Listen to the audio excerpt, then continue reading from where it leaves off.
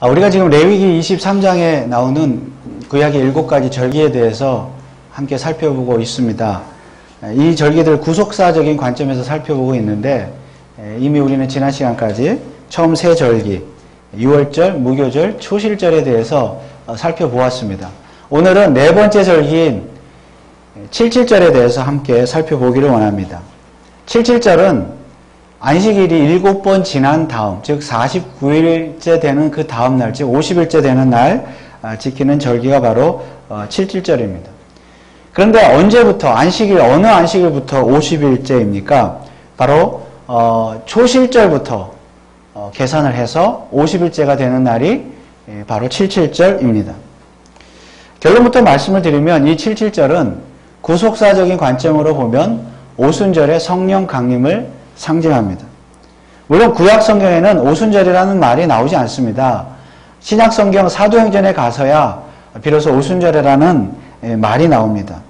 그래서 우리는 칠칠절을 알기 위해서는 또 신약 성경의 오순절의 성령 강림, 또 오순절에 대한 의미를 이해해야만 합니다. 구속사적으로 이해를 해야 되죠.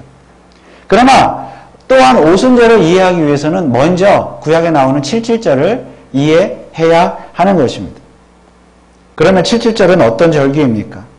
오늘 16절 말씀에 제7 안식일 이튿날까지 합 50일을 계수하여 새 소제를 여호와께 드리되.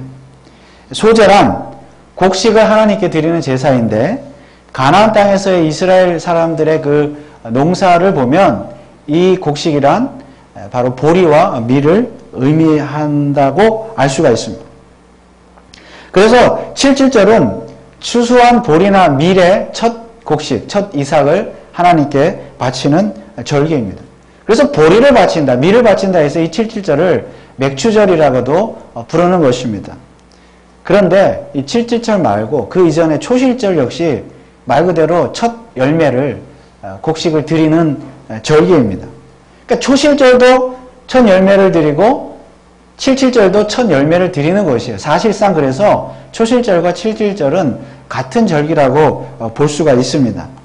다만 차이가 있다면 초실절은 말 그대로 보리나 밀을 수확하기 시작했을 때 그 첫 열매를 하나님 앞에 첫 곡식을 드리는 것이 초실절이고, 그리고 이제 50일이 지나서 모든 곡식을 다 수확한 후에 그 수확한 것 중에 또한 첫 것을 드리는 것이 초실절이라고 보시면 되겠습니다. 그래서 성경은 이렇게 기록하고 있습니다. 출애굽기 34장 22절에 보면 칠칠절 곧 맥추의 초실절을 지키라. 칠칠절이나 맥추절이나 초실절이나 사실은 같다는 의미죠. 또 민수기 28장 26절에 보면 칠칠절 처음 익은 열매 드리는 날에. 그러니까 칠칠절도 처음 열매를 드리는 날이고 초실절도 처음 열매를 드리는 날이라는 말씀입니다. 그러니까 초실절과 칠칠절이 사실상 첫 열매를 드린다는 의미에서 점에서 같은 절기라고 볼 수가 있는 것입니다. 그러나 특별히 칠칠절이 중요한 것은 이 날은 모든 곡식을 다 수확한 후에 그 중에서 첫 번째 것을 이제 가장 좋은 것을 하나님 앞에 드리는 절기라는 의미에서 중요한 것입니다. 그래서 칠칠절은, 즉 맥추절은 사실상 이스라엘 백성들에게 있어서는 추수감사절이었습니다. 이 맥추절이 추수감사절이었어요. 그런데 오늘날 이제 한국교회에서는 맥추절도 지키고 나중에 가을에 11월에 추수감사절을 또 지키는데 사실상 따지고 보면 추수감사절을 2번 지키는 셈입니다. 아무튼 중요한 것은 구약의 칠칠절은 추수와 관련이 있다는 것입니다. 추수와 관련이 있는 절기가 바로 칠칠절입니다. 그런데 이 칠칠절이 신약으로 넘어오면 오순절로 명칭이 바뀝니다. 물론 칠칠절이나 오순절이나 같은 날이죠. 그리고 오순절 역시 칠칠절처럼 추수와 관련이 있습니다. 그러나 그 추수는 구약의 추수와는 다릅니다. 구약의 추수는 직접 곡식을 바치는 그런 추수였죠. 그러나 오순절은 앞서 언급한 대로 성령께서 이 땅에 강림하신 날입니다. 그러므로 이 오순절은 추수와 관련이 있다. 어떤 추수와 관련이 있는가 하면 성령께서 행하시는 추수와 관련이 있는 절기입니다. 즉 성령님께서 이 땅에 오셔서 추수를 처음 시작한 날이 바로 오순절입니다.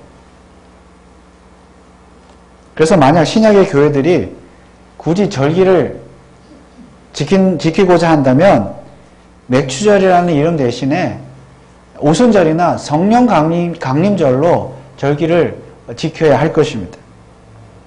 그러나 지금은 많이 사라지긴 했지만 그래도 한국교회는 맥추절도 지키고 성령 강림절도 지킵니다.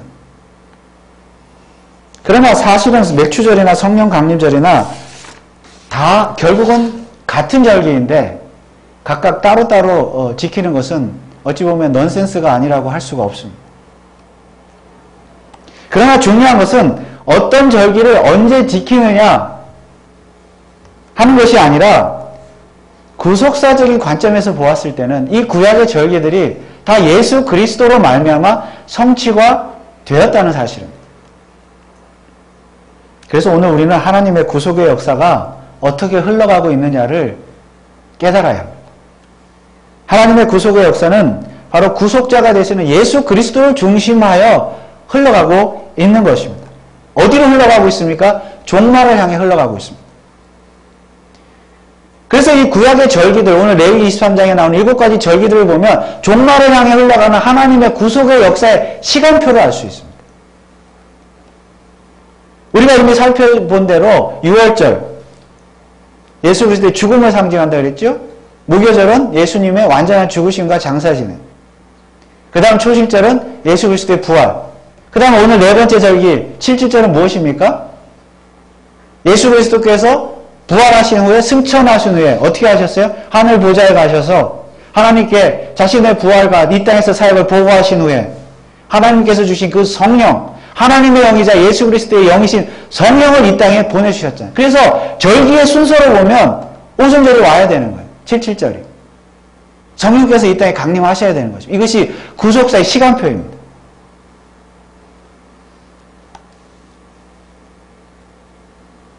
이처럼 구약의 절기들의 순서가 이 구속사의 시간을 보여주고 있는 것입니다. 그렇다면 구약의 절기들은 그림자였고 이제 실체이신 구속자이신 예수 그리스도가 이 땅에 오심으로 그 구속의 시간표가 그대로 이루어졌습니다. 다 이루어졌어요. 구약의 절기들이. 물론 예수님의 재림은 아직 이루어지지 않았죠. 그건 미래의 일이지만 그러나 이미 우리는 예수 그리스도를 믿는 믿음 안에서 재림이 확실히 이루어질 것을 믿고 있잖아요. 이루어진 것이나 다름없잖아요. 그래서 중요한 것은 우리 신약 성도들은 구약의 절기들을 그대로 지킬 필요가 없다는 것입니다. 사도 바울은 이 점에 대해서 이렇게 단호하게 말씀했지요. 골로새서 2장 16절 17절에 그러므로 마시는 것과 절기나 월삭이나 안식일을 인하여 누구든지 너희를 편론하지 못하게 하라. 이것들은 장래일의 그림자이나 몸은 그리스도의 것이니라. 이미 구약의 절기들은 그림자들이니까 그것을 붙잡지 말고 이제 실체가 돼서는 예수 그리스도를 단단히 붙잡고 신앙생활을 잘하라는 말씀입니다. 그래서 사도 바울은 이런 말씀도 했죠. 갈라디아서 5장 1절에 그리스도께서 우리로 자유케 하려고 자유를 주셨으니 그러므로 굳세게 서서 다시는 종의 멍에를 매지 말라. 종의 멍에가 무엇입니까? 율법이잖아요. 율법. 이 절기와 의식법, 절기법 이런 것들, 율법들 이런 멍에를 다시는 지지 말라는 것이죠. 그런 멍에를 벗어버리고 자유하라는 말씀입니다. 그러나 자유라고 해서 결코 방종이 되어서는 안 됩니다. 갈라디아서 5장 18절에 보니까 너희가 만일 성령의 인도하시는 바가 되면 율법 아래 있지 아니하리라. 율법을 안 지켜도 된다고 해서 물론 지켜야 될 율법도 있죠. 우리가 금요일에 이제 공부를 하고 있는데 의식법 같은 건 지키지 않아도 됩니다. 자유해야 돼요. 그렇다고 해서 방종은 되어서는 안 되죠. 왜 그렇습니까? 오직 성령의 인도하심에 따라 사는 사람들은 방종하지 않기 때문에 우리 율법에 나타나는 정신을 따라 더 하나님의 말씀대로 잘 사는 사람들이기 때문입니다. 그렇다면 실제로 오늘 7.7절은 구속사적으로 어떻게 우리에게 성취가 되었고 우리는 어떻게 자유를 누릴 수가 있습니까? 오늘 레위기 본문에 보면 77절에 대한 특징이 여러 가지가 나오는데 두 가지를 꼽을 수가 있습니다. 17절에 보니까 너희 처소에서 에바 10분위로 만든 떡 2개를 가져다가 흔들지니 이는 고운 가루에 누룩을 넣어서 구운 것이요 이는 첫 요제로 하나님께 드리는 것이며 17절에 두 가지 특징을 꼽으라면 첫째는 떡에 누룩을 넣는 것이고 두 번째는 첫 요제로 드린다는 것입니다. 첫 요제라는 것은 흔들어 드리는 제사인데 첫 요제라는 것은 정확하게 번역을 하면 첫 곡식으로 드리는 요제라는 뜻입니다. 첫 곡식이 중요합니다. 첫 것을 추수해서 드리는 것이죠. 이런 특징들을 한마디로 요약을 하면 이것입니다. 첫 열매에 77절에 첫 열매에 누룩을 넣어서 떡을 만들어서 하나님께 드리는 것입니다. 그런데 여러분 이상하지 않습니까? 여러분 무교절을 우리가 공부할 때 무교병은 뭘 넣지 말라고요? 누룩을 넣지 말라고 그랬어요. 누룩을 넣으면 안 돼요. 죄를 상징해요. 그런데 오늘 77절에서는 누룩을 넣어서 떡을 만들려고 그랬어요. 왜 그럴까요? 그리고 이 떡을 몇 개 만들려고 했습니까? 2개 만들려고 했습니다. 그리고 첫 열매로 떡을 만들려고 했습니다.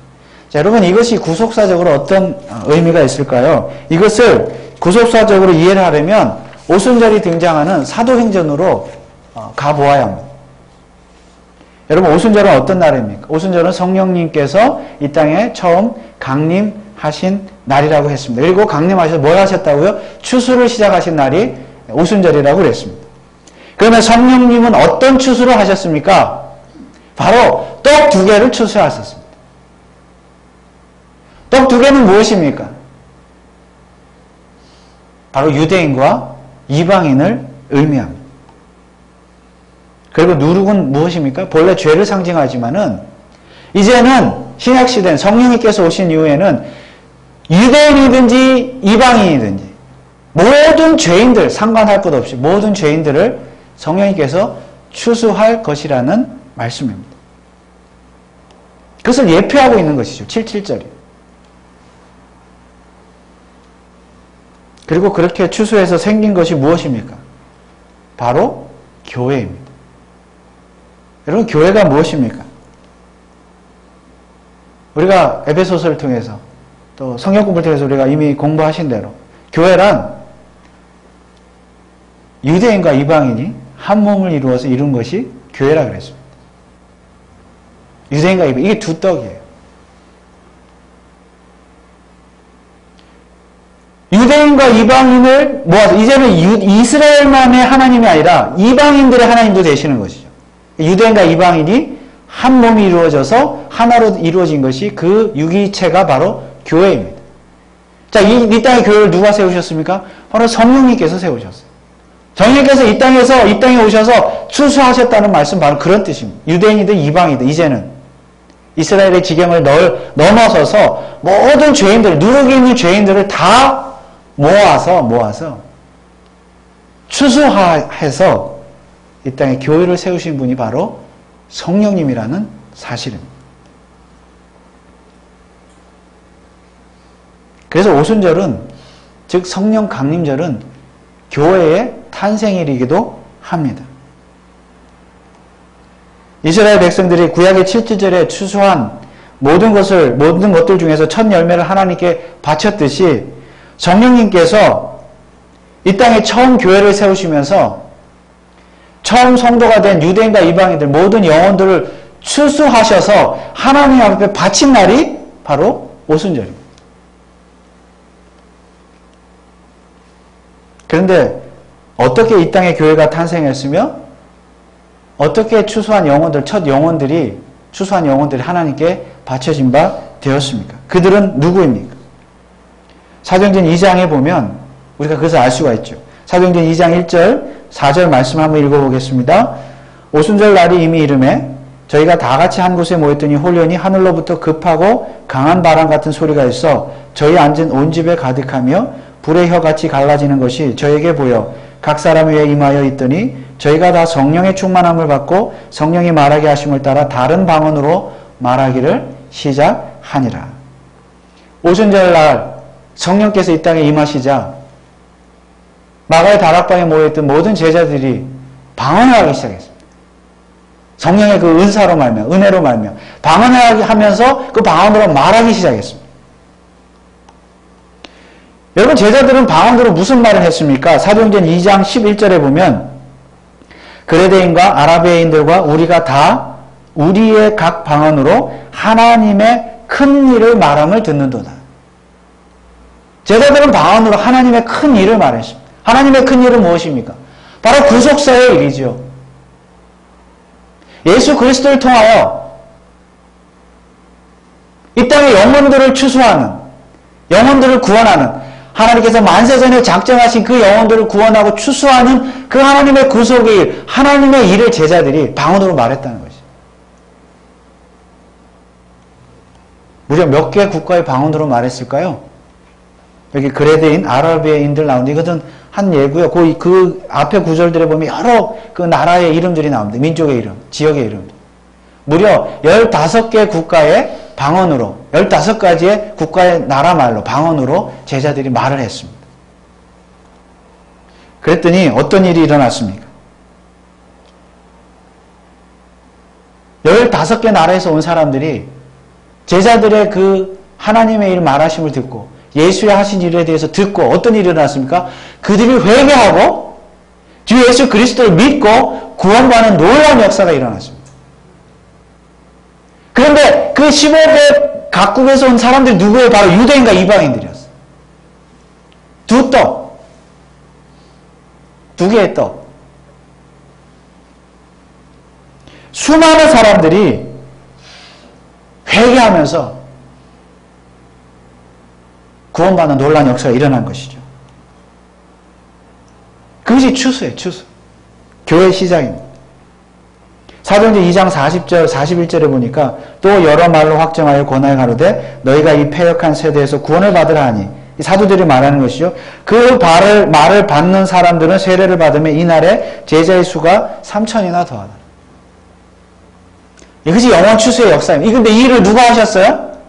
성령님께서. 제자들이 했지만, 말은 제자들이 했지만 성령께서 방언을 주셔서 제자들로 하여금 하게 하시지만 실제로 누가 하신 거예요? 성령께서 하신 거예요.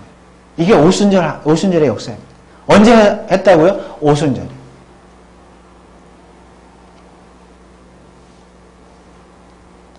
이것이 바로 교회의 시작이며 영원 추수의 시작입니다.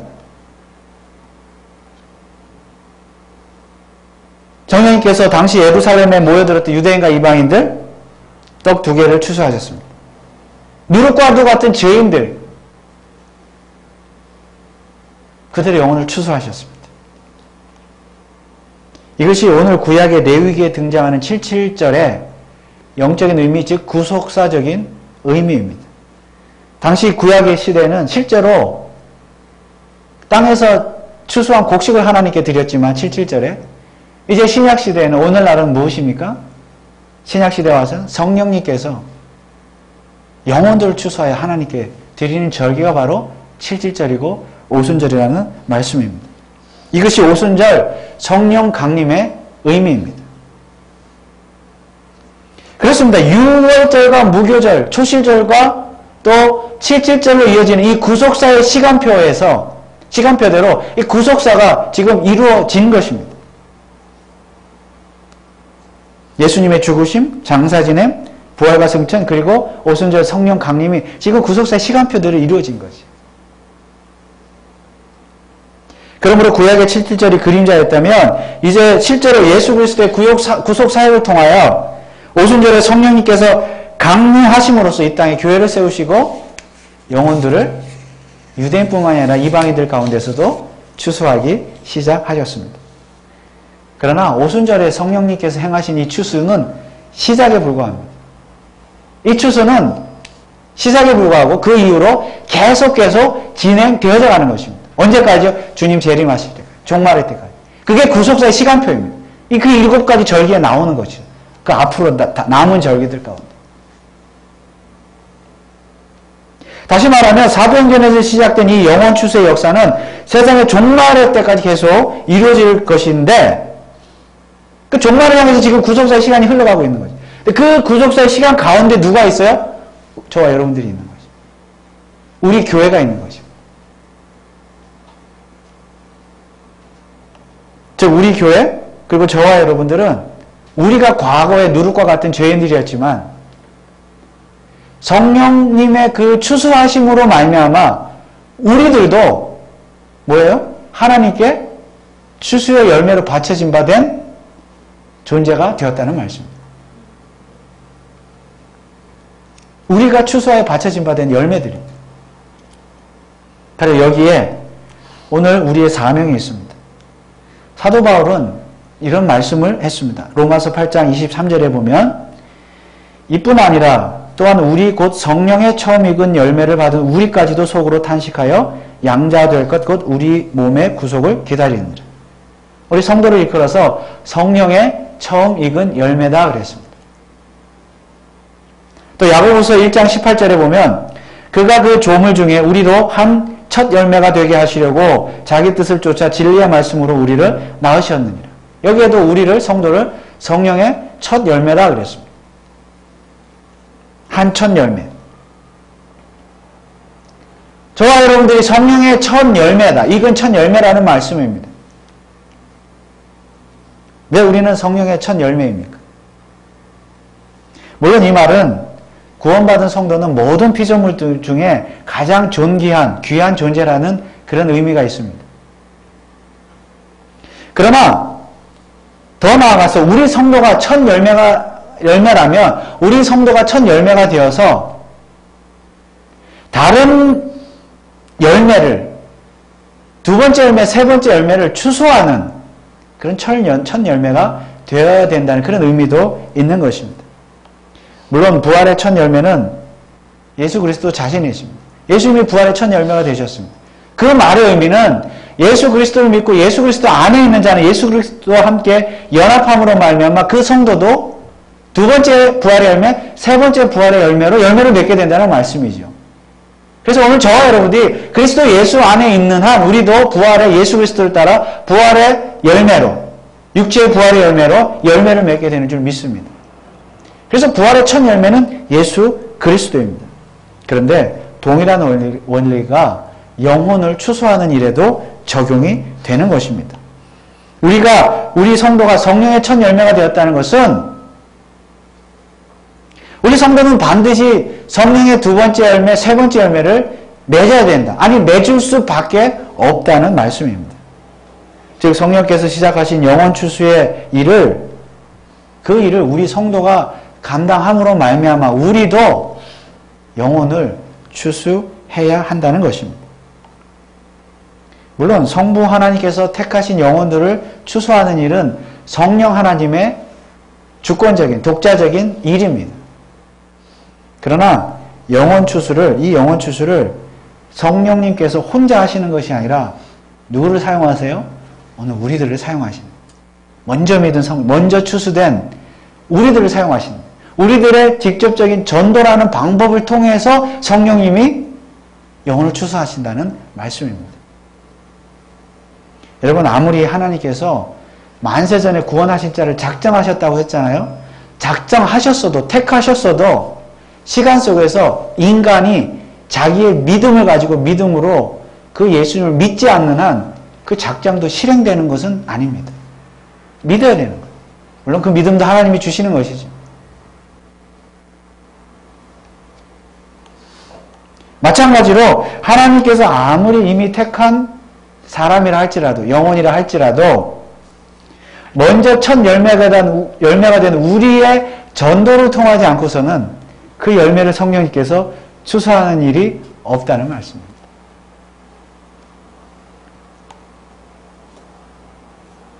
그러므로 오늘 우리 성도는 먼저 성령의 추수함을 받은 열매가 된 자로서 우리도 사람들에게 주 예수 그리스도의 복음을 증거함으로 말미암아 그들로 하여금 성령의 두 번째 열매, 세 번째 열매를 맺도록 해야 하는 것입니다. 이것이야말로 성령님께서 지금도 행하시는 영원 추수의 일을 우리도 그 일에 동참함으로써 영원 추수를 하게 되는 것입니다. 이것이 바로 전도이며 선교인 줄 믿습니다. 그래서 구약의 7절은 오늘 우리 신약 성도들에게 영혼을 추수하라고 하는 전도의 사명을 주고 있는 것입니다. 이것이 바로 교회의 사명입니다. 그러나 우리에게는 자유가 있습니다. 어떤 자유입니까? 바울사도가 종의 멍에를 매지 말고 자유하라. 어떤 자유가 있습니까? 여러분 꼭 맥주절이나 맥주감사주일이나 무슨 성령 강림주일, 추수감사주일 이런 절기를 지켜야만 영혼을 추수하시겠습니까? 그런 날이 있어야만 영혼을 추수하는 것입니까? 어떤 교회에서 총동원 전도주일, 무슨 태신자 전도주일 이런 날들을 정해야만 전도하시겠습니까? 그건 종의 멍에를 매는 것이죠. 그것이야말로. 무슨 교회에서 전도왕을 뽑고 전도왕에게 무슨 상을 준다. 경품을 내걸고 이렇게 무슨 이벤트로 해야만 전도하시겠습니까? 영혼을 추수하시겠습니까? 이것이야말로 종의 멍에를 매는 것이죠.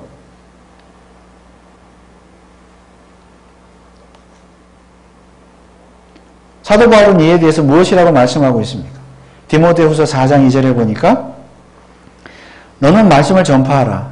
때를 얻든지 못 얻든지 항상 힘쓰라. 범사에 오래 참음과 가르침으로 경책하며 경계하며 권하라. 언제요? 때를 얻든지 못 얻든지. 그러므로 우리 성도는 어떤 절기나 특별한 날, 이런 날이 있어야만 전도하는 것이 아니라 때를 얻든지 못 얻든지 항상 만나는 사람들의 예수 그리스도의 복음을 전해야 될 줄 믿습니다. 영혼을 그렇게 추수해야죠. 그래서 자유입니다. 자유롭게. 그러나 이 자유는 방종이 아니죠. 해도 되고 안 해도 되는 그런 것이 아니죠. 이 자유는 우리가 성령의 인도하심을 받기 때문에 오히려 어떤 날과 때를 지키는 것보다 더 강제력이 있고 구속력이 있는 거죠. 왜 그래요? 성령의 인도하심을 받기 때문에. 우리가 성령의 처음 익은 열매들이 되었기 때문입니다. 그 성령님께서 우리 안에 어떤 마음을 주시는 거예요? 영혼을 사랑하는 마음을 주시는 거예요. 믿지 않는 영혼들의 복음을 전함으로 말미암아 그들을 추수하지 아니하며 견딜 수 없는 그런 마음을 성령님께서 주시기 때문에 자유하지만 더 구속력이 있고 강제력이 있는 것입니다. 이것이 성령 안에서의 자유입니다. 그래서 정말 성령의 인도하심을 받는 사람들은 어떤 날과 때에 그런 구속을 받는 것이 아니라 성령의 인도하심을 따라 스스로 잘 익은 열매가 되어서 만나는 사람들에게 그 익은 열매를 나눠주는 거예요. 잘 익은 열매, 맛있는 열매를 나눠주는 것입니다. 같이 나눠 먹는 것이죠. 우리 좋은 것 있으면 우리 교회 성도님들은 참 이렇게 좋은 거 맛있는 거 있으면 같이 잘 나누시잖아요. 나만 먹지 않고. 그런 것처럼 복음이라는 것도 내가 잘 익었기 때문에 누가 뭐라고 하지 않아도 어떤 날이 있어서가 아니라 그냥 만나는 사람들에게 복음을 전하고 사랑을 전하고 그들로 하여금 성령의 열매가 되도록 만드는 것이죠. 이것이 영혼을 추수하는 것입니다. 특별히 전도와 관련해서 이웃사랑도 마찬가지입니다. 오늘 본문 22절에 보면 7절의 그 규례 중에 이런 것이 있습니다. 마지막 절 22절에 보면 너희 땅에 곡물을 벨 때에 밭 모퉁이까지 다 베지 말며 떨어진 것을 줍지 말고 너는 그것을 가난한 자와 객을 위하여 버려두라. 나는 너희 하나님 여호와니라. 이 가난한 이웃을 위해서 객을 위해서 그 떨어진 곡식들을 남겨두라는 말씀이죠. 이것이 바로 7절의 정신, 오순절의 정신입니다. 즉 사랑입니다. 그래서 특히 교회는 가난한 자와 객에게 관심을 보여야 합니다. 영혼 추수라는 것은 말로만이 아니라 우리 삶으로 행동으로 이웃을 사랑함으로써도 영혼을 추수해야 된다는 그런 말씀입니다.